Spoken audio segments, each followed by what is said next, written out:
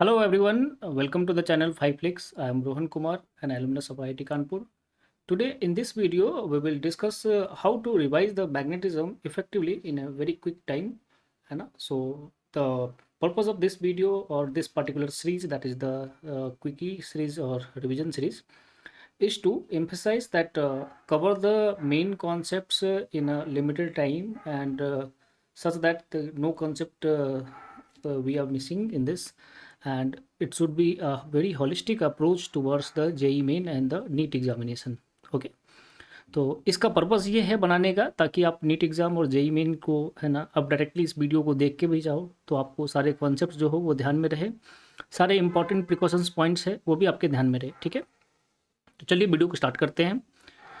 तो सबसे पहले इस चैप्टर में जो हमने डिस्कस किया है वो है magnetic field due to different charge carrying object.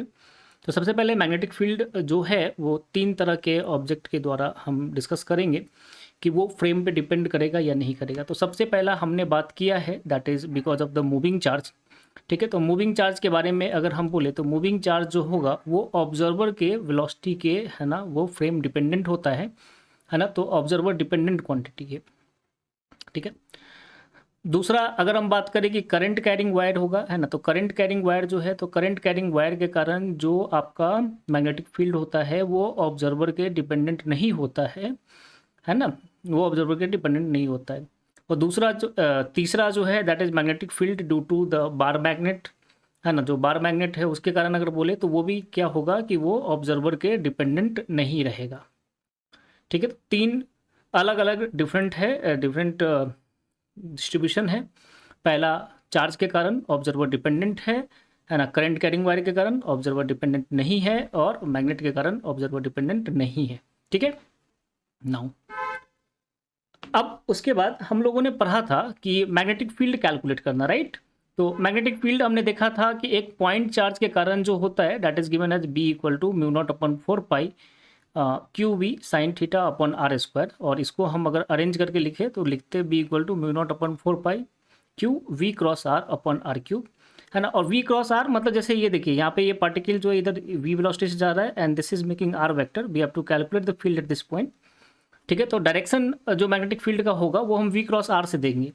तो इसके लिए मैंने थंब पाम रूल बताया है. तो पाम रूल सजेस्ट करता है कि जिधर को वेलोसिटी है उधर को राइट हैंड का थंब को प्लेस करो और जिस पॉइंट पे निकालना है उस तरफ अपने हैंड्स के पाम को है ना फेस करो ऐसा. ठीक है, तो जैसे ये पी पॉइंट यहाँ पे है और ये डायरेक्शन ऑफ वेलोसिटी है. अगर आप देखोगे तो ये वेलोसिटी है और ये पी पॉइंट है. तो पाम का जो यहाँ पे फेस है वो कैसा है, वो अंदर की तरफ जा रहा है. तो यानी कि पी पॉइंट पे मैग्नेटिक फील्ड जो होगा वो अंदर की तरफ होगा और उसका मैग्नीट्यूड जो है वो हम लोग इस तरीके से कैलकुलेट करते हैं that is given as B equal to mu naught upon 4 pi Q into V cross R upon R cube. Okay, और यहाँ पे क्यू जो है वो साइन के साथ रखा है. सिमिलरली अगर हम small current carrying wire unit के कारण अगर हम बात करें जिसको हम लोग बायट-सावर्ट्स लॉ भी बोलते हैं, तो उसमें जो हमारा मैग्नेटिक फील्ड होगा that D B will be given as mu naught upon 4 pi I into D L cross R upon R cube. Okay, तो अगर आप देखोगे ना तो इसी फॉर्मूला के सिमिलर है बिकॉज यहाँ पे देखो ना ये Q और V जो है V को हम लोग D L by D T लिख सकते हैं और Q अपॉन डी टी को हम लोग I लिख सकते हैं. ठीक है, तो ये इसमें भी direction same right hand palm rule. जैसे यहाँ पे देखिए अगर आप देखेंगे तो आपका थंब जो होगा वो डी एल के डायरेक्शन में होना चाहिए और पाम जो स्प्रेड करेंगे वो आर वेक्टर जिस पॉइंट पे करना है. और जिधर भी आपका जो पाम का फेस होता है मतलब ये वाला साइड जिधर होगा है ना उधर को अपने को मैग्नेटिक फील्ड आएगा. ओके, तो यहाँ पे अगर आप देखोगे तो यहाँ पी पॉइंट पे मैग्नेटिक फील्ड जो होगा वो अंदर की तरफ जाएगा. ठीक है, ओके, तो अभी तक हमारे पास कितने फॉर्मूले बन गए हैं, this is the formula number 1 है ना and this is formula number 2 है ना. ये दो फॉर्मूले बन गए, चलेगा. ठीक है, तो अब इसी को इस्तेमाल करते हुए हम लोग स्ट्रेट करंट कैरिंग वायर को बायट-सावर्ट्स लॉ को यूज़ करते हुए हम लोग क्या करते हैं, स्ट्रेट करंट कैरिंग वायर के कारण फील्ड निकालते हैं ए पॉइंट पे है ना। तो ए पॉइंट पे ये जो मैग्नेटिक फील्ड आ जाएगा, this magnetic field B will be equal to mu not I upon 4πr sine theta 1 plus sine theta 2, है ना। और डायरेक्शन कैसे देंगे ये भी हम बताते हैं। देखिए, तो ये फॉर्मूला है, डेरिवेशन हम लोगों ने कॉन्सेप्ट में देखा है क्लास के टाइम पे, है ना। तो we are skipping the derivation over here, intentionally skip कर रहा हूँ क्योंकि हमें इसको क्विकली रिवाइज करना है। ठीक है, तो आई जो होगा वो क्या होगा कि जो भी करंट इस वायर में कैरी कर रहा है वो आई है। ठीक है, म्यू नॉट अपन 4 पाई ये कॉन्स्टेंट है। आर जो होगा that R is perpendicular distance, है ना। तो इस आर के बारे में, है ना, एक पॉइंट मेंशन कर लो कि ये आर जो है that is the perpendicular distance from the point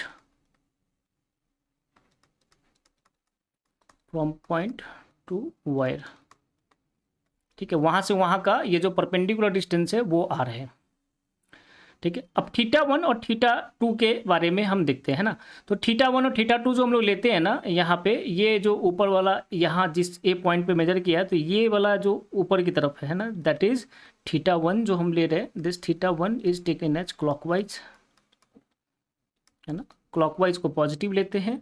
और ये जो थीटा 2 है ना, थीटा 2 जो होगा वो हम लोग एंटी क्लॉकवाइज लेंगे।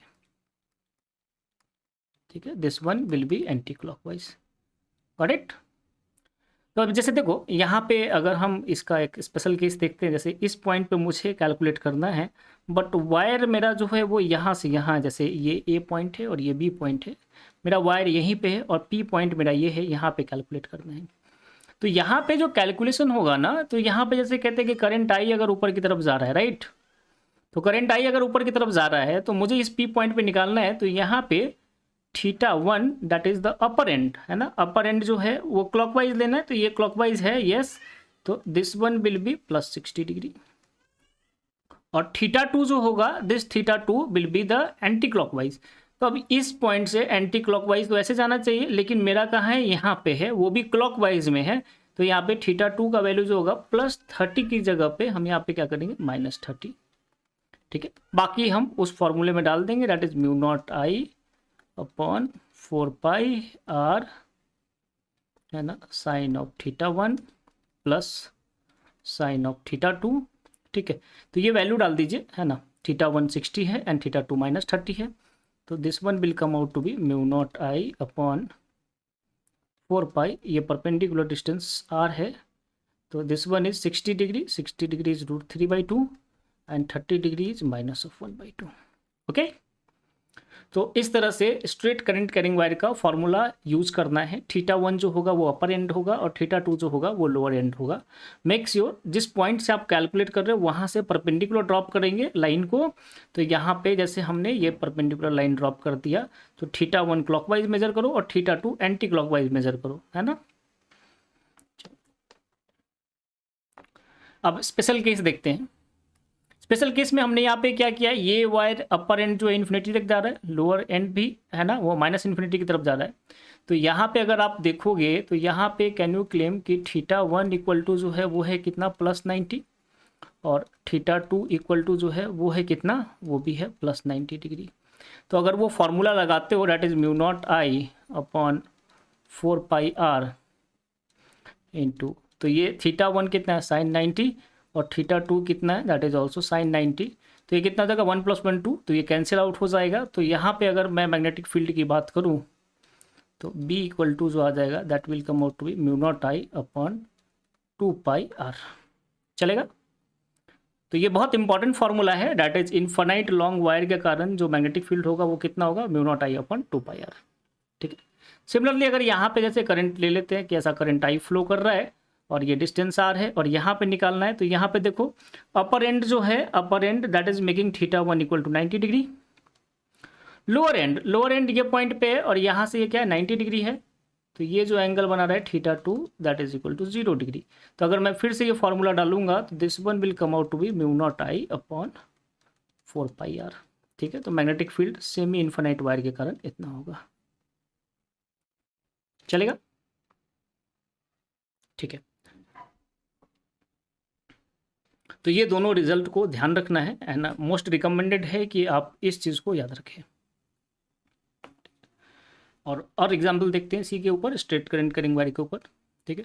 तो नेक्स्ट एग्जांपल है, ये मेरा फेवरेट एग्जांपल है कि एक रेक्टेंगल है, उस रेक्टेंगल के जहाँ पे डायगोनल बाइसेक्टर होगा, बेसिकली ये जो पॉइंट सी है, इस सी पे मुझे निकालना है मैग्नेटिक फील्ड। ठीक है, तो वन बाय वन करके चलते हैं, है ना, पहले दिखाते हैं।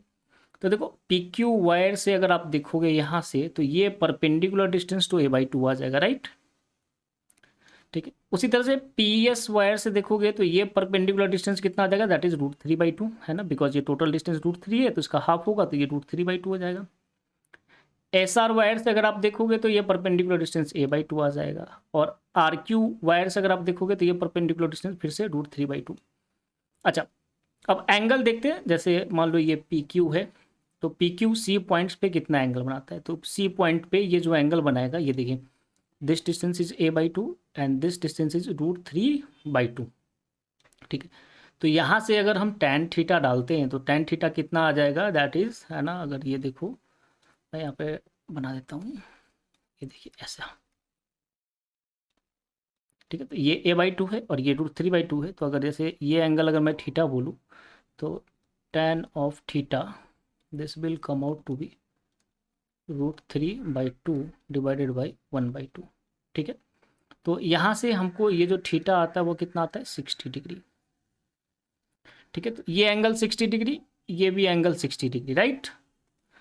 तो उसी तरह से अब हम इस को अगर हम कैलकुलेट करें, है ना, तो यहाँ से अगर बीचों बीच देखेंगे तो ये भी एंगल बाइसेक्टर रहेगा, तो ये 30 डिग्री और 30 डिग्री हो जाएगा। ठीक है, तो मेरा जो यहाँ पे काम है वो कैलकुलेट करना है Q P, P S, S R और आर क्यू के द्वारा, है ना। तो अब यहाँ से जो सिमेट्री से हमको दिख रहा है कि जो भी फील्ड मेरा पी क्यू के कारण आएगा, है ना, क्यू पी वायर के कारण जो आएगा वो क्या होगा, इनसाइड होगा। एंड सिमिलरली अगर एस आर वायर के कारण अगर मैं इस पॉइंट पे अगर फील्ड देखूँ तो वो भी इनसाइड आएगा। तो बेसिकली मैं ये कहूँ कि जो मेरा यहाँ पे फील्ड आ रहा है, अगर जो भी मेरा क्यूपी वायर के कारण होगा उतना ही फील्ड जो होगा वो एस आर वायर के कारण होगा, because they are subtending the same angle and they are at the same distance, every condition according to formula is matching. ठीक है, तो मैं अगर कहता हूँ कि बी रिजल्टेंट मुझे लिखना है, तो that we can write two times of magnetic field due to PQ wire and magnetic field due to SP wire, yes or no। तो PQ वायर के कारण अगर हम लिखते हैं तो μ0I/4π, perpendicular distance is a/2, this angle is 60 degree, this angle is 60 degree, sine of 60 plus sine of 60। SP के कारण this is 30, this is 30, μ0I/4π √3a/2 sine 30 plus sine 30। When you will add, है ना, तो उसको add करेंगे तो ये आपको μ0I/√3πa, ये आपका आंसर आ जाएगा। चलेगा, I think you got the idea कि कैसे इसको अप्रोच करना है। ठीक है, सिमिलरली अब ये एग्जांपल लेते हैं, है ना, this is a very important example. देखिए अब इस एग्जांपल को समझते हैं, है ना। तो इस एग्जांपल में हमको बोला गया है कि ये इन्फिनाइट वायर एक यहाँ पे रखा हुआ है और एक इन्फिनाइट वायर यहाँ पे रखा हुआ है। यहाँ पे करंट जो है वो आउटवर्ड जा रहा है, यहाँ पे करंट जो है वो इनवर्ड जा रहा है, और मुझे इस पी पॉइंट पे फील्ड निकालना है। तो ऐसे क्वेश्चन को सॉल्व करने के लिए मैं हमेशा क्या करता हूँ, वन बाय वन सबका पहले डायरेक्शन निकाल लो, है ना। डायरेक्शन निकालने के बाद फिर मैग्नीट्यूड कैलकुलेट करके उसका कंपोनेंट लेकर रिजॉल्व कर देंगे। तो मैंने यहाँ से क्या किया, इस लाइन को ज्वाइन कर दिया यहाँ पे। तो ये जो लाइन बन रहा है और यहाँ पे करंट चूँकि बाहर की तरफ है, तो यहाँ पे मेरा राइट हैंड का थंब क्या होगा, बाहर की तरफ जाएगा, है ना। देखो आप यहाँ पे राइट हैंड की थंब जो है वो क्या बाहर की तरफ जा रहा है। तो राइट हैंड का थंब अगर बाहर की तरफ जा रहा है, तो यहाँ से अगर मैं ये करूँ इस पॉइंट की तरफ, तो यहाँ से अगर मैं ऐसे पॉइंट आउट करता हूँ तो ये जो डायरेक्शन होगा वो डायरेक्शन B1 इधर की तरफ आएगा, जो रेड लाइन है ना, जो डायरेक्शन B1 है वो मेरा रेड लाइन की तरफ आएगा। सिमिलरली यहाँ पे करंट अंदर की तरफ जा रहा है, तो यहाँ से ये जो डायरेक्शन है ये B2 इधर जाएगा। ठीक है, अब एंगल को फाइंड करते हैं। ये एंगल 30 डिग्री है मेरा, है ना, क्योंकि ये √3 है डिस्टेंस है और ये A है, तो 30 डिग्री हो गया। तो ये हॉरिजेंटल लाइन 60 डिग्री बनाएगा, और चूंकि इस लाइन से ये परपेंडिकुलर है, ये 60 डिग्री, तो ये 30 डिग्री हो जाएगा। Similarly this angle will be also भी 30 डिग्री।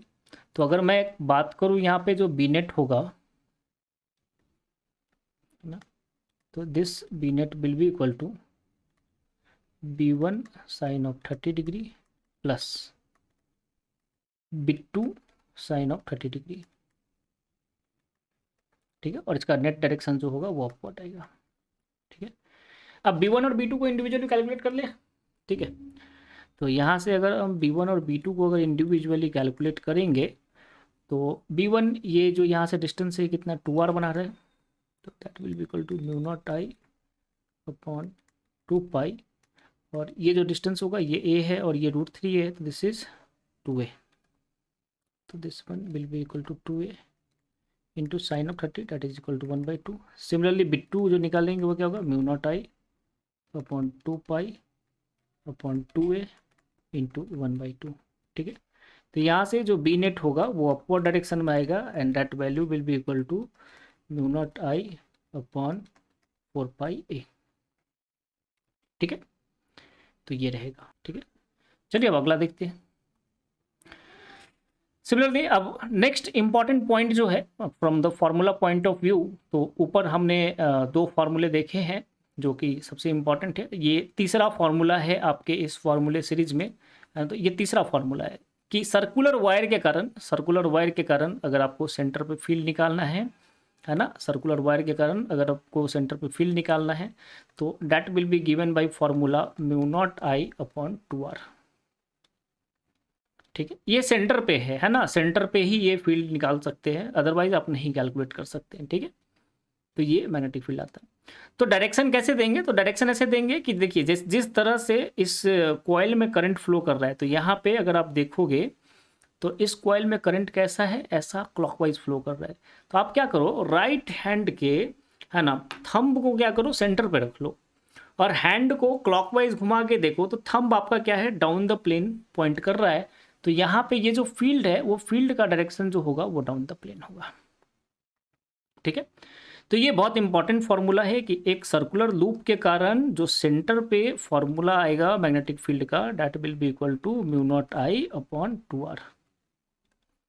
ठीक है, अब आपके मन में होगा सर कि हमेशा ये सर्कुलर तो नहीं होगा, लेकिन कुछ और भी हो सकता है ना। तो जैसे सपोज कीजिए कि जैसे एक आर्क है ना, this arc is making an angle theta two the centre.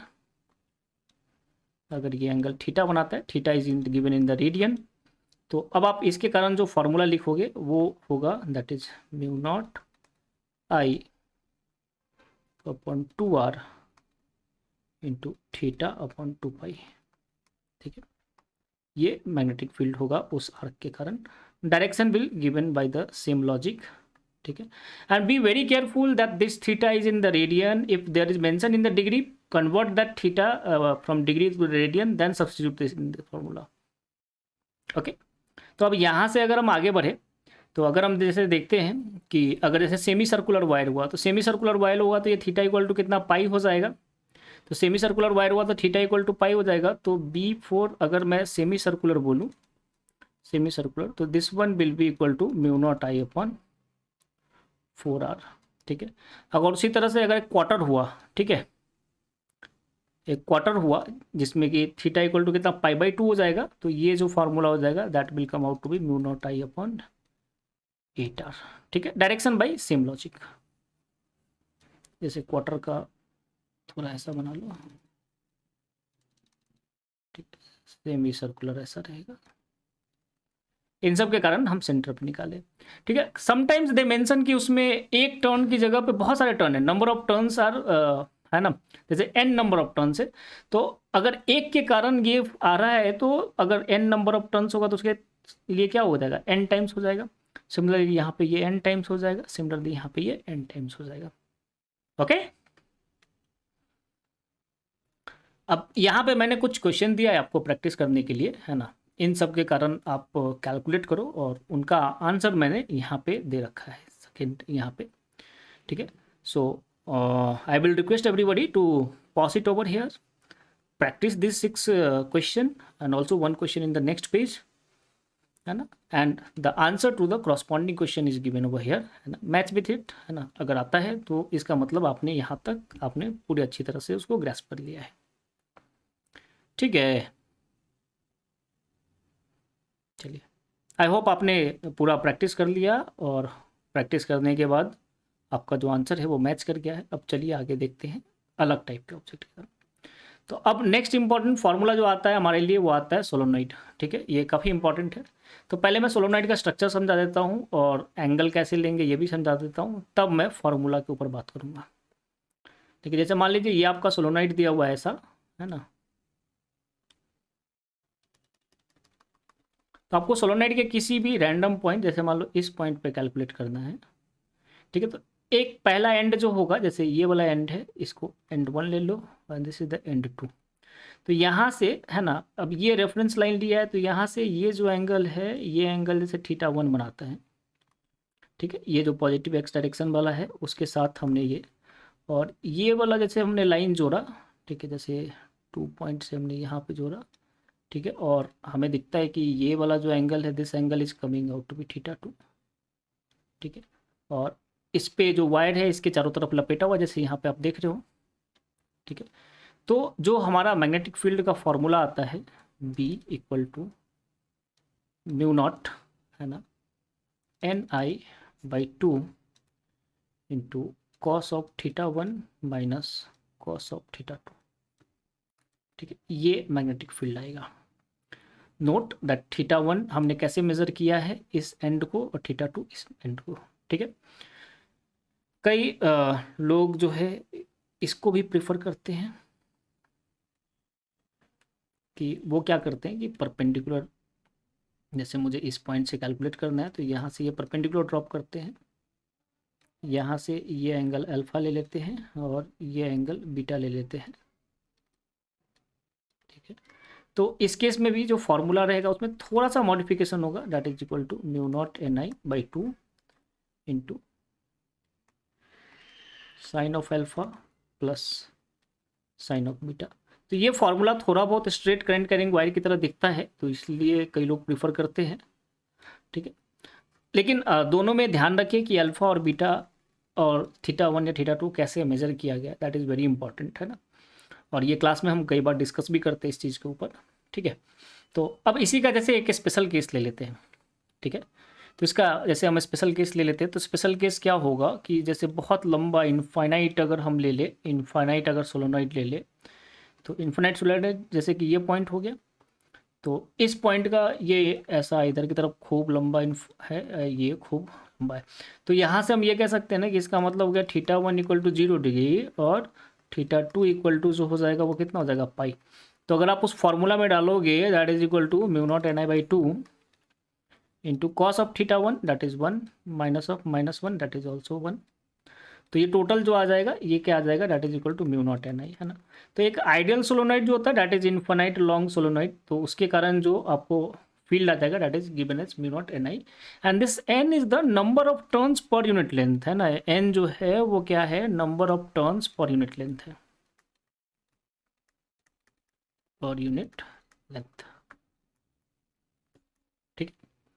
तो n जो है वो क्या है, number of turns per unit length है। तो इसको हम लोग इनफाइनाइट लॉन्ग सोलोनॉइड भी बोलते हैं,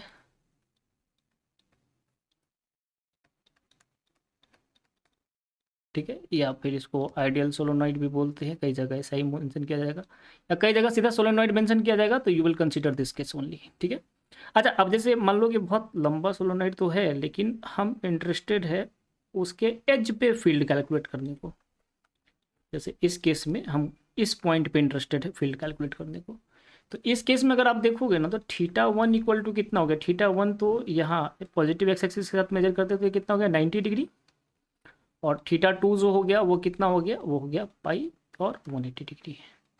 now in this situation when you will calculate the field, तो ये जो बी आ जाएगा this will be given as mu naught Ni/2, ठीक है। यानी कि एज ऑफ द सोलोनाइड पे कितना फील्ड होगा, म्यू नॉट Ni/2, और एनीवेयर अगर वो लंबा सोलोनाइड है तो म्यू नॉट Ni, ठीक है। और ये n जो है नंबर ऑफ टर्न्स नहीं है, this n is the number of turns per unit length, this is very important, okay.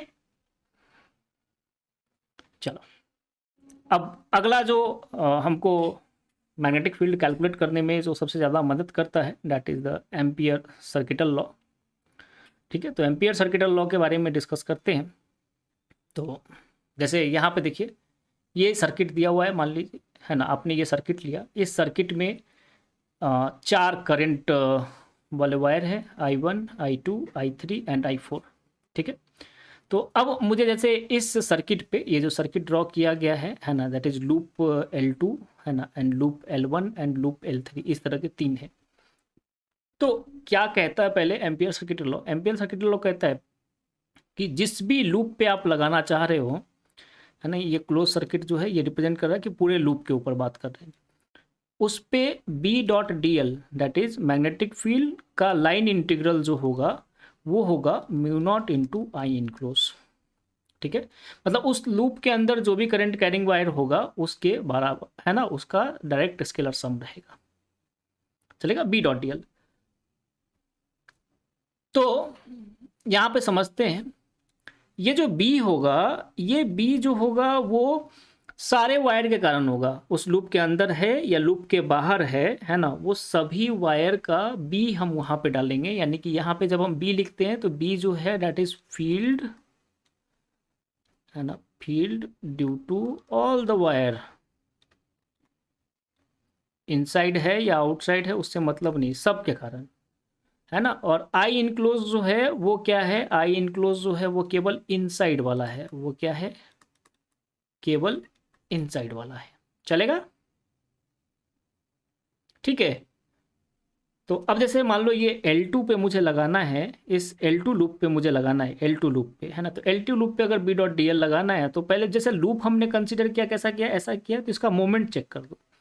तो उसके अलॉन्ग राइट हैंड को टर्न करो, तो राइट हैंड को टर्न करोगे ना, थंब तुम्हारा ऊपर की तरफ पॉइंट कर रहा है, तो थंब ऊपर की तरफ पॉइंट कर रहा है, यानी कि ऊपर जाने वाला करंट जो होगा पॉजिटिव होगा और नीचे जाने वाला करंट जो होगा वो नेगेटिव होगा। तो अगर मैं L2 लूप पे बी डॉट डी एल करता हूँ, है ना, यहाँ पे लिख देता हूँ ऑन लूप L2,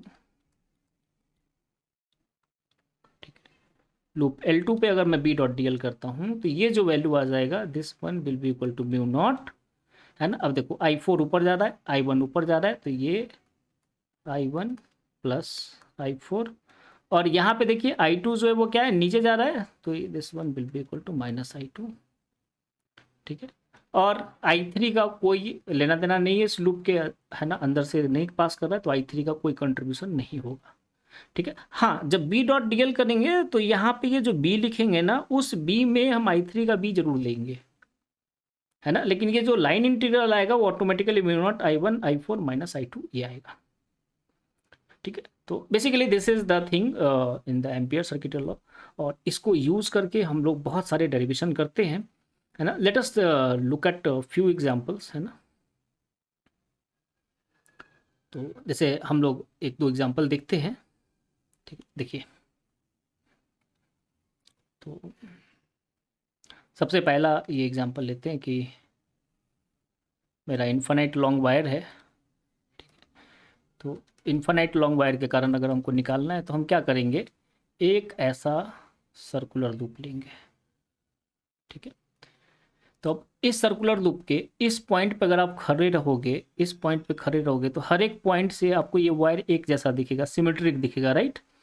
तो मैं ये बात तो कह सकता हूँ कि ये पूरे वायर पे, मतलब इस सर्कुलर वायर पे जहाँ से भी देखूँ, है ना, सिमेट्रिक दिख रहा है, तो सभी जगह मैग्नेटिक फील्ड तो बराबर रहेगा अगर करंट अगर मैंने ऊपर की तरफ लिया तो अगर मैं इस सर्कुलर लूप पे मैं लाइन इंटीग्रल लेता हूँ that is B dot D L, है ना, this thing you can write mu not I enclose, ठीक है। अब मुझे ये लाइन इंटीग्रल सॉल्व करना है, तो अब थोड़ा देखो, अगर मेरा करंट ऊपर की तरफ जा रहा है और मेरा लूप भी इस तरह से लिया हुआ है ना, तो इस लूप का अगर मैं टॉप व्यू देखूं, है ना, तो जैसे देखो ये लूप का अगर टॉप व्यू देखोगे तो यहाँ पे अगर मैं मैग्नेटिक फील्ड की बात करूँ तो मैग्नेटिक फील्ड मेरा इसी डायरेक्शन में रहेगा, है ना। और जो मेरा डीएल वेक्टर है वो डीएल वेक्टर भी मेरा इसी डायरेक्शन में, है ना।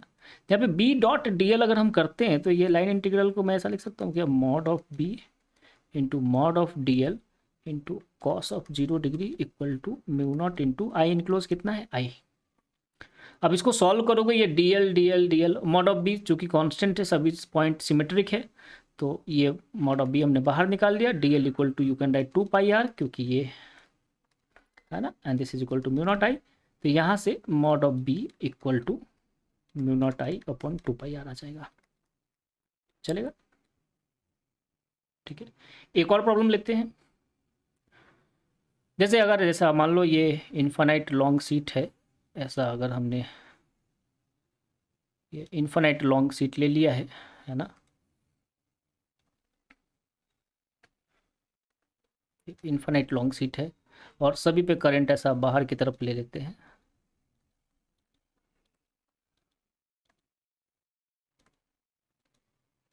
और इसमें कैपिटल आई करंट है and this current is I पर यूनिट लेंथ, है ना, ऐसा कुछ दिया हुआ है। तो मुझे फील्ड निकालना है इस पॉइंट पे कितना फील्ड होगा। तो मैं कहता हूँ कि यहाँ पे एक एम्पीरियन लूप ले लेते हैं। जैसे मैं इस पॉइंट पे अगर देखूँ तो आपने देखा था कि यहाँ पे भी बाहर की तरफ है, यहाँ पे भी बाहर की तरफ है ना। तो यहाँ पे अगर आप फील्ड कैलकुलेट करोगे, यहाँ पे अगर आप फील्ड कैलकुलेट करते हो, है ना, तो इसके कारण जो होगा वो इधर जाएगा और इसके कारण जो होगा वो क्या होगा, इधर आएगा, राइट। ठीक है। तो अगर ये ऐसा होता है तो अब यहाँ से ये कह सकते हो कि यहाँ पे फील्ड तो इस डायरेक्शन में दिख रहा है। सिमिलरली अगर मैं इस पॉइंट पे बात करूँ तो इस पॉइंट पे फील्ड आपको इस डायरेक्शन पे दिखेगा, इस जगह पे देखोगे तो इस डायरेक्शन पे। तो फील्ड तो मुझे सिमेट्री से ऐसा पता चल रहा है कि ऊपर में तो इस डायरेक्शन में होने वाला है और नीचे में इस डायरेक्शन में होने वाला है, राइट। तो मैं अगर कहूँ कि यहाँ पे अगर मुझे एम्पीरियन लूप लेना है तो एम्पीरियन लूप अगर मैं लूँ तो एम्पीरियन लूप क्या मैं कह सकता हूँ कि इस तरह से एम्पीरियन लूप मुझे ले लेना चाहिए,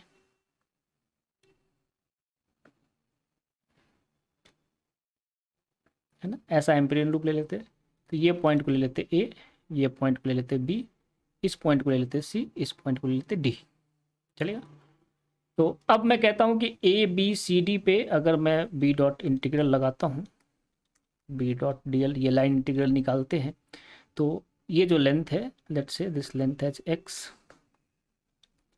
ठीक है, ये जो लेंथ है इसको वाई बोल देते हैं। तो ये मैं कह सकता हूँ कि this will be equal to mu naught, इसके अंदर जो करंट फंसा है वो कैपिटल आई इंटू एक्स ये फंसा है, ठीक है, क्योंकि कैपिटल आई इज करंट पर यूनिट लेंथ, है ना, और यहाँ पे लेंथ एक्स है।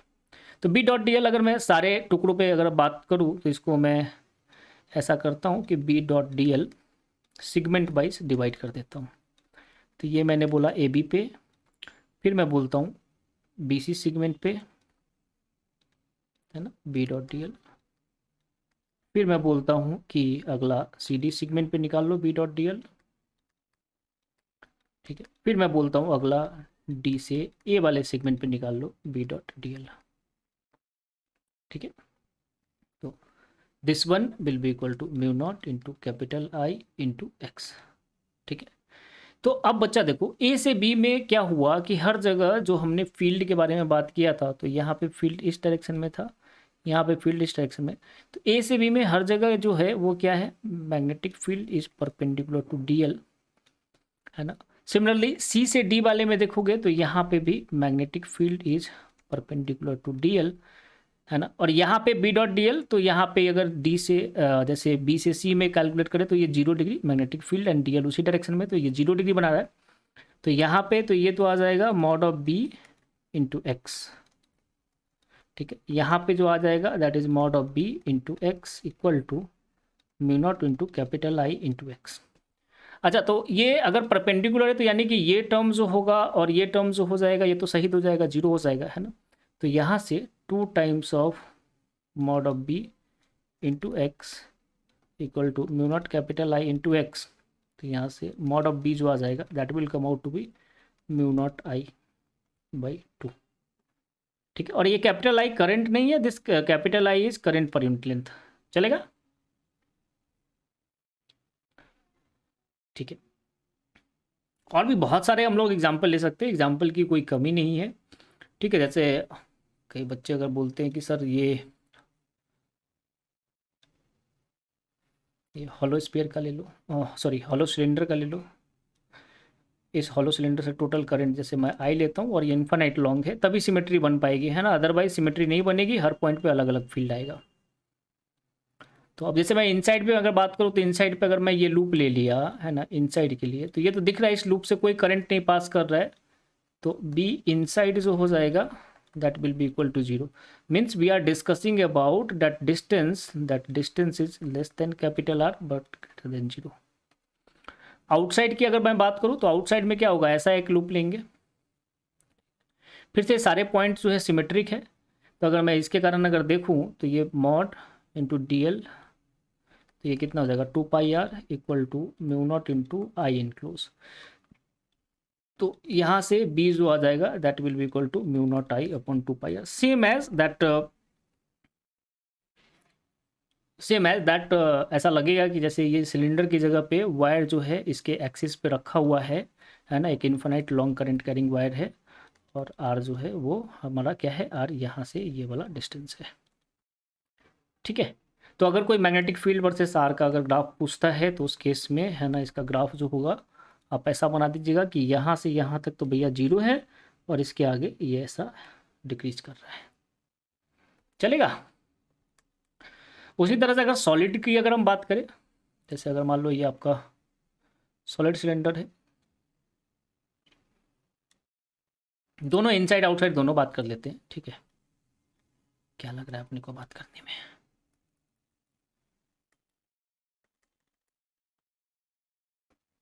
ठीक है, तो जैसे पहले इनसाइड बात करते तो इनसाइड में मेरा ये सर्कुलर लूप बनेगा। ठीक है, तो इस सर्कुलर लूप पे अगर बी डॉट डी आर करते हो, बी डॉट डी एल करते हो, this will be equal to what, mu naught upon I enclose. ठीक है, अगर मैं जैसे बोलता हूँ कि टोटल करंट अगर इसके थ्रू आई जाता है, तो मैं यहाँ से करंट डेंसिटी के बारे में बात कर सकता हूँ। Current density will be equal to I upon pi into capital R square. ठीक है, तो यहाँ से अगर आप लिखो बी डॉट डी एल, तो बी डॉट डी एल जो हो जाएगा, अगर यहाँ से मैं जब बोलता हूँ कि ये स्मॉल आर डिस्टेंस है, तो this one will be equal to mod of B into 2 pi R. This should be equal to mu not into I enclose. तो आई इनक्लोज क्या हो जाएगा, J into pi into small R square. ठीक है, तो यहाँ से अगर आप सॉल्व करते हो तो देखो पाई से पाई कैंसिल हो जा रहा है, mod of B equal to mu naught J R. ठीक है, तो अगर करंट मैं ऊपर की तरफ लेता हूँ तो करंट डेंसिटी भी एक वेक्टर है, तो अगर मैं यहाँ से अगर देखूँ तो ये यहाँ पे फील्ड जो अंदर की तरफ आ रहा है, तो अगर मैं थोड़ा इसको और अरेंज करता हूँ तो बी, अगर मैं डायरेक्शन के साथ मेंशन करूँ तो B, sorry why I am taking this. ठीक है, तो बी इक्वल टू जो आ जाएगा, this one will be equal to mu naught J cross R upon 2, है ना। और एक और चीज़ नोटिस करने वाली बात है कि ये जो मॉड ऑफ बी है वो डायरेक्टली प्रोपोर्शनल टू आर आ रहा है। ठीक है, तो ये इनसाइड के लिए हुआ। आउटसाइड के लिए अगर हम बात करें तो कैसा होगा, आउटसाइड के लिए ठीक है, फिर से एक एम्पीरियन लूप पकड़ लेते हैं। ऐसा एक एम्पीरियन लूप पकड़ लिया, और मैंने कहा कि ये यहाँ से जो डिस्टेंस है ना, येलो कलर से बना रहा हूँ, ये बी आर है। तो यहाँ पे ये करोगे तो mod of B into 2 pi R, this will be equal to mu naught, है ना, जे इंटू इसके थ्रू जो करंट है वो कितना है, pi R square, I current है ना। यहाँ से देखो पाई से पाई कैंसिल हो गया, और यहाँ पे मॉड ऑफ बी जो है वो आ रहा है इन्वर्सली प्रोपोर्शनल, तो mu naught J are square, है ना, अपॉन 2 आर, ऐसा कुछ आ रहा है। ठीक है, तो कई लोग इसको क्या करते हैं, ऊपर आर से मल्टीप्लाई कर दिया, आर से डिवाइड कर दिया, तो ये आपको ऐसा कुछ आ जाएगा, mu naught R square upon 2 small R square into J cross R, ऐसा। ठीक है, बट यहाँ पे जो ये मैग्नीट्यूड ऑफ फील्ड है that is inversely proportional to, है ना, आपको ये आ रहा है। चलेगा। ठीक है, तो कई लोग ग्राफ भी बनाते हैं, ग्राफ व्राफ बनाने में आप तो एकदम एक्सपर्ट हो गए हैं। अगर आपको बनाना है इसका ग्राफ तो इजीली प्लॉट दिस ग्राफ कि यहाँ से ये कैपिटल आर तक डायरेक्टली प्रोपोर्शनल रहेगा, और उसके बाद ये इन्वर्सली प्रोपोर्शनल रहेगा। चलेगा।